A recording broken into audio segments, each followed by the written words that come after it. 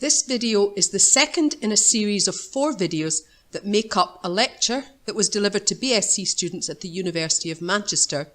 It's part of a course on cardiovascular systems. The focus here is on excitation-contraction coupling in vascular smooth muscle. Excitation-contraction coupling is the process by which smooth muscle contracts in response to a stimulus. It is the state of smooth muscle contraction that determines the diameter and tone of blood vessels. This in turn regulates blood flow and affects arterial blood pressure.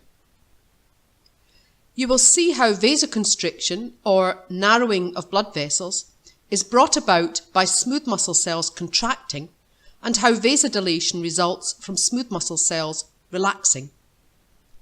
We will cover the mechanisms that lead to smooth muscle contraction and relaxation. Excitation-contraction coupling can be regulated by the membrane potential, such that depolarization evokes contraction. This is known as electromechanical coupling. But smooth muscle can also contract independently of membrane potential. When depolarization is not the trigger, it is referred to as pharmacomechanical coupling.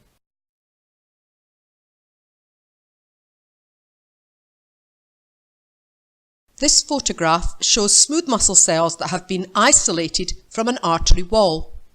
You can see that the cells are long and skinny.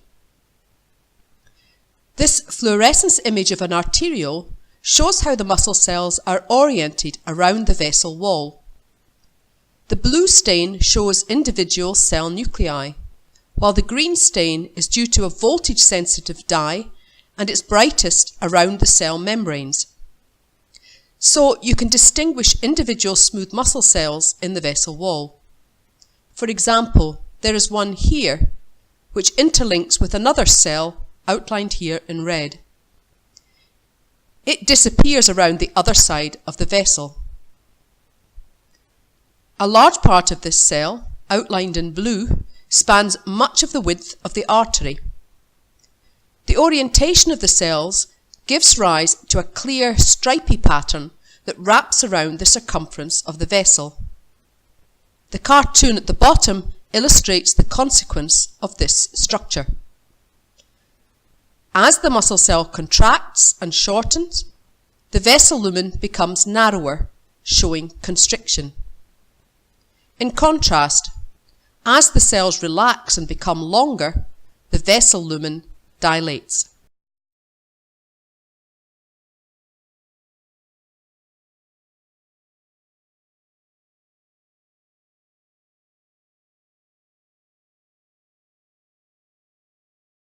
As with other types of muscle, the key mediator of contraction is the interaction between actin and myosin to form cross bridges.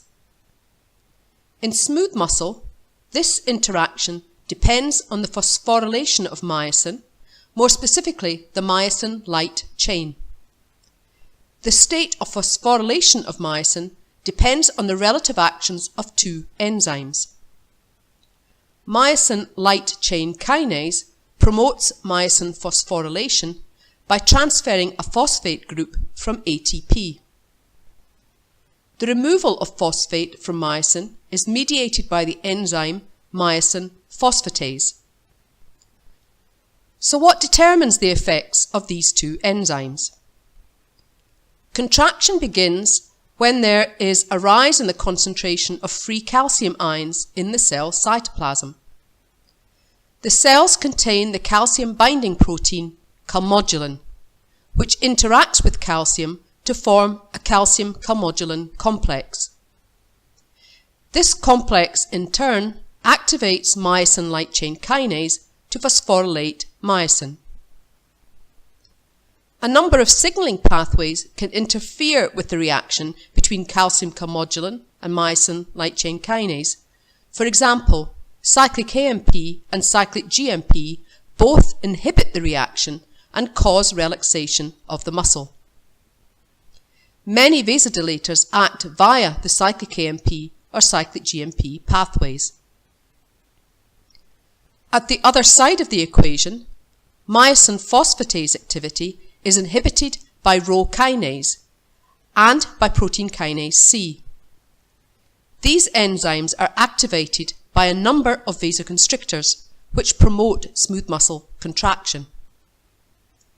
This mechanism means that although calcium is needed to trigger contraction, it is not needed to maintain the contraction, and contraction can be sustained with minimum consumption of ATP.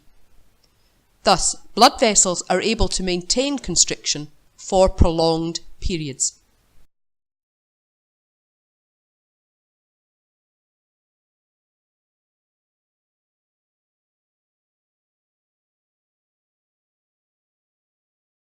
Since calcium ions are the trigger for contraction, it is important to understand how the cytoplasmic calcium concentration is regulated.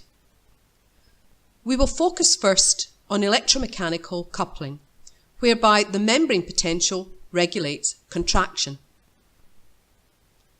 This is a cartoon of a smooth muscle cell. The cell membrane contains a variety of ion channels that contribute to the control of the membrane potential. The key channel for contraction is the L-type voltage-operated calcium channel. When these channels are open, calcium enters the cell and directly triggers contraction. Calcium can also enter the cell through cation channels. Several types of cation channel are expressed in vascular smooth muscle. Some are receptor-operated, such as P2X channels and members of the TRP superfamily of channels. Others are store-operated, such as channels formed by the interaction of ORI1 and STIM1 proteins.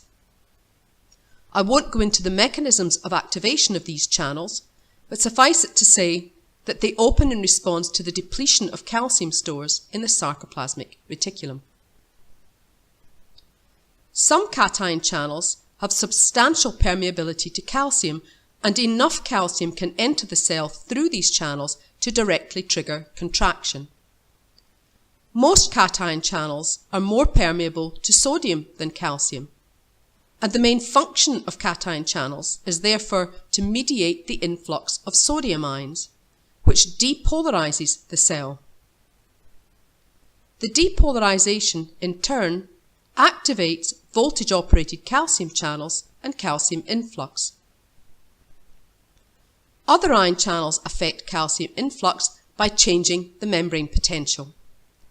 When chloride channels open, chloride ions flow out of the cell, causing depolarization, which enhances the activation of voltage-operated calcium channels to cause calcium influx.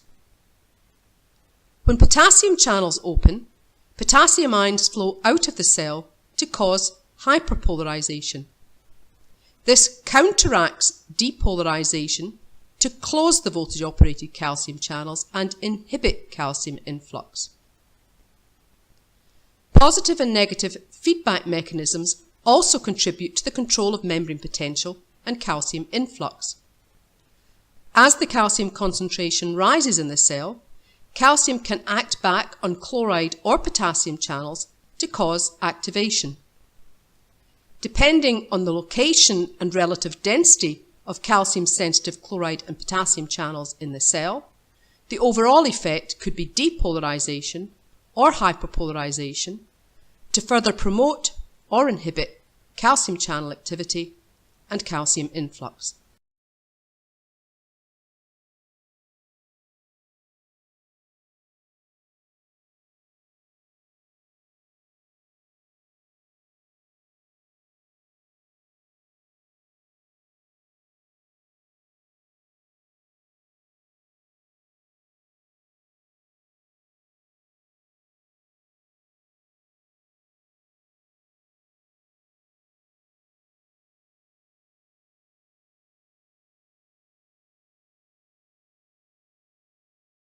As a consequence of the key role played by voltage-operated calcium channels in regulating calcium influx and contraction, drugs that inhibit the activity of calcium channels are effective vasodilators. There are three chemical classes of calcium antagonist: the dihydropyridines, the benzothiazepines, such as diltiazem, and the phenylalkylamine, verapamil.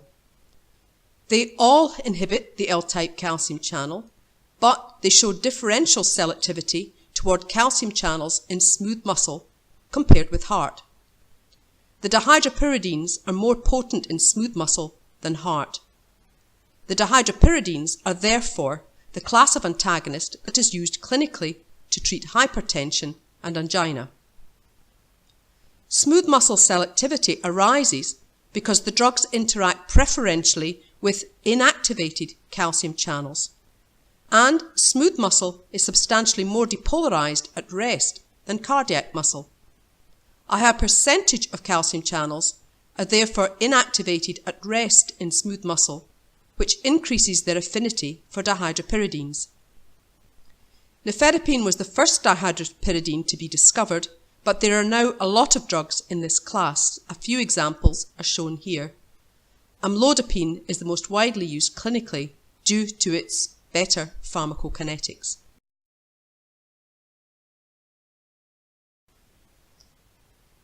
In pharmacomechanical coupling, the cytoplasmic calcium concentration rises as a consequence of a substance activating a G-protein coupled receptor, which uses the GQ-G11 family of G proteins to transduce the signal. Upon binding of an agonist to the receptor, the G protein is activated and the G-alpha subunit stimulates the activity of the enzyme phospholipase C. That results in the cleavage of phosphatidyl inositol to IP3 and diacylglycerol. IP3 diffuses to the sarcoplasmic reticulum, which acts as an intracellular store of calcium. The IP3 binds to and activates the IP3 receptor, which is a calcium-permeable ion channel in the sarcoplasmic reticulum membrane. Calcium ions flow out of the sarcoplasmic reticulum down their electrochemical gradient to stimulate contraction. The diacylglycerol that is generated alongside IP3 causes calcium sensitization due to inhibition of myosin phosphatase, as illustrated earlier. The two branches of the pathway therefore work together to trigger and sustain contraction. Examples of G-protein coupled receptors that mediate contraction in this way include the alpha-1 adrenoceptor, angiotensin, vasopressin, endothelin, and serotonin receptors. I've so far only described pathways that raise calcium in the cell. Mechanisms that remove calcium from the cytoplasm also play an important role in regulating the free calcium ion concentration. The predominant route is calcium reuptake into the sarcoplasmic reticulum, which is mediated by the sarcoendoplasmic reticulum ATPase, or calcium pump, known as SERCA. A separate calcium pump, the plasma membrane calcium ATPase, or PMCA, pumps calcium out of the cell to the extracellular space. Calcium is also removed from the cell in exchange for sodium ions via the sodium-calcium exchanger.